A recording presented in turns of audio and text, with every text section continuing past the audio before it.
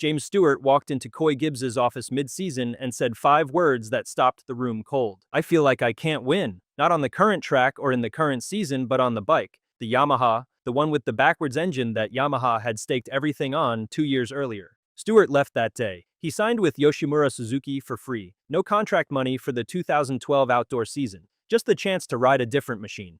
When the fastest rider of his generation walks away from a guaranteed factory deal and races for nothing, it tells you something. The paddock took note. To understand why Stewart's exit hit the way it did, you have to understand who he was in 2012. 2 AMA Supercross titles. A perfect 2008 outdoor season. 24 motos, 24 wins. Flat out the fastest man on the planet in his prime. If anyone could muscle an uncomfortable bike into winning through sheer ability, it was him. What made the departure even more striking was the timeline. In the summer of 2011, Stewart was a free agent. He bought one of every Japanese bike: Honda, Kawasaki, Suzuki, Yamaha. He tested them all privately. He liked the Suzuki RMZ 450 best. That's documented. Suzuki was midway through a corporate restructuring and couldn't put a real offer together. Joe Gibbs Racing swept in with serious money, and Stewart signed a 3-year deal to stay on the Yamaha.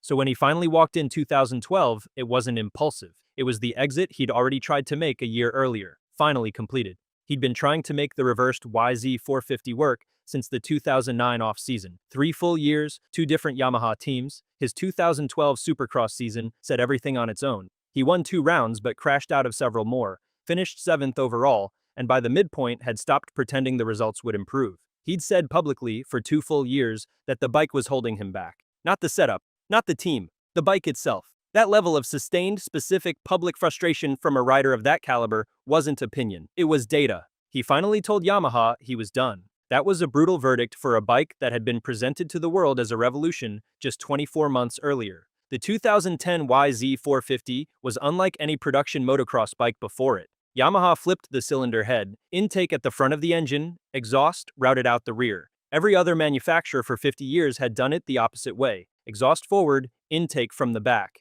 The concept started nearly 3 years before launch, inside an internal and often after-hours group at Yamaha called the YZ Research Team. It pulled people from engineering, testing, product planning, and design across both the US and Japanese sides of the company. Top management took a while to accept the idea because it was so different. It took real pushing from the designers to get it approved. Their stated goal was to build something as revolutionary as the 1998 YZ400, the bike that proved 4 strokes could beat 2 strokes. The project leader, Taisuke Sakurai, had spent more than 20 years at Yamaha on road bikes before moving to dirt.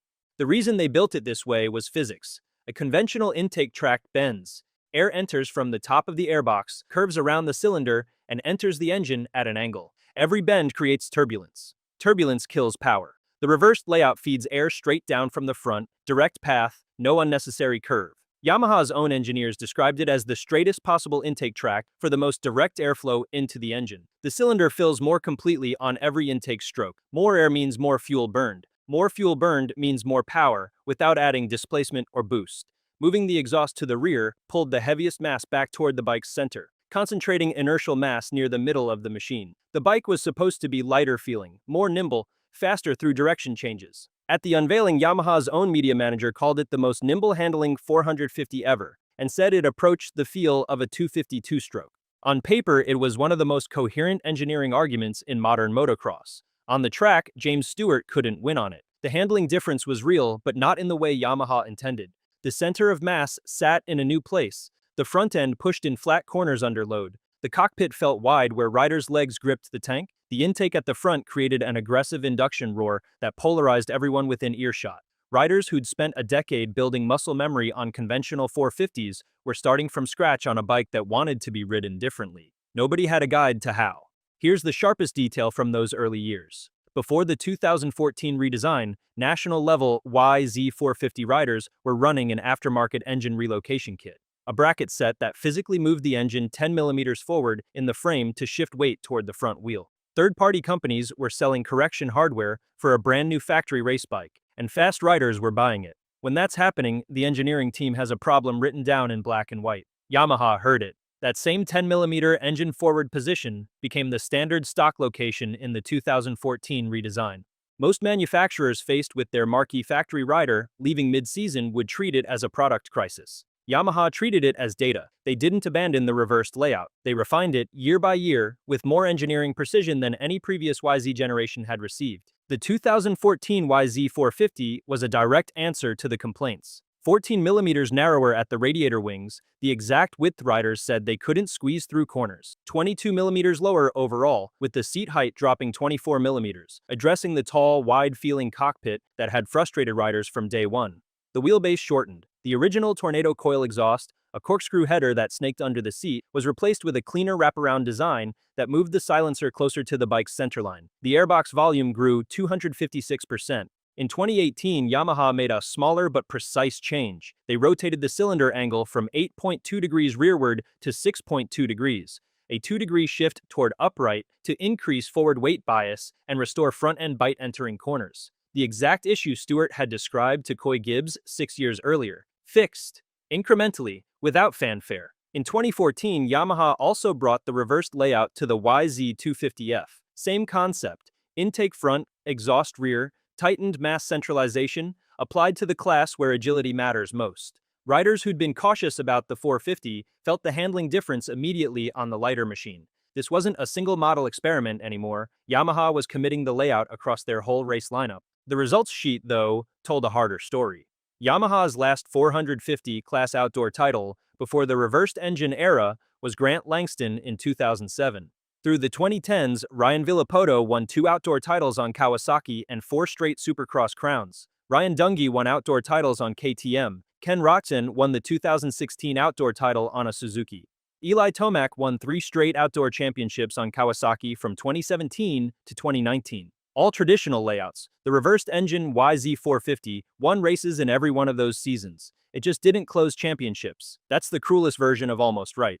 But here's what Yamaha didn't do. They didn't look at years of near misses and panic. They didn't conclude the reversed layout was wrong. They didn't move their factory riders off it. They kept doing the work. Every generation of the YZ450 released during that drought was more refined than the last. The bike winning races without winning championships wasn't proof the layout failed. It was proof the chassis still had room to grow. In 2021, Yamaha's factory 450 effort ran through Star Racing, a team that had built one of the most dominant 250 operations in the sport. Their rider was Dylan Ferrandis, a Frenchman in his first outdoor 450 season. Most teams don't build a title campaign around a rider's debut year in a new class. This one did.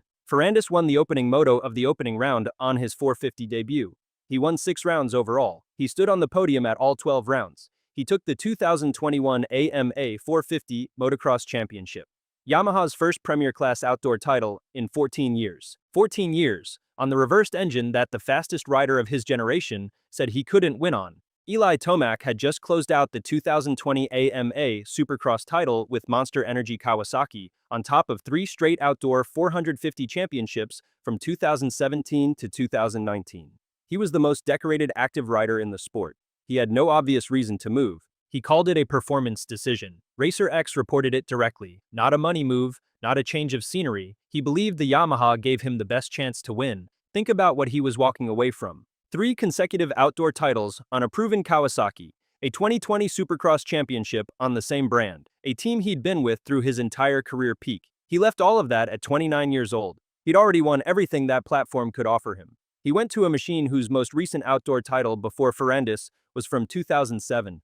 He wanted to find out what the backwards engine could do when someone who knew how to close a championship got on it. In 2022, his first year on the YZ450, he won the AMA Supercross 450 Championship, then the AMA Outdoor 450 Motocross Championship. Both titles, same year, same backwards engine. He was named captain of Team USA at the Motocross of Nations, and the US won.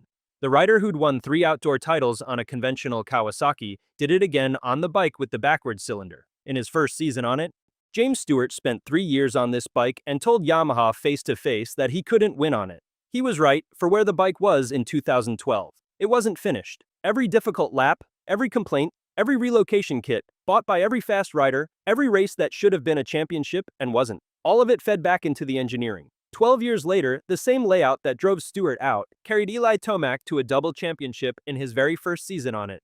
Yamaha built a backwards engine and spent a decade proving it was right. Suzuki took the opposite path.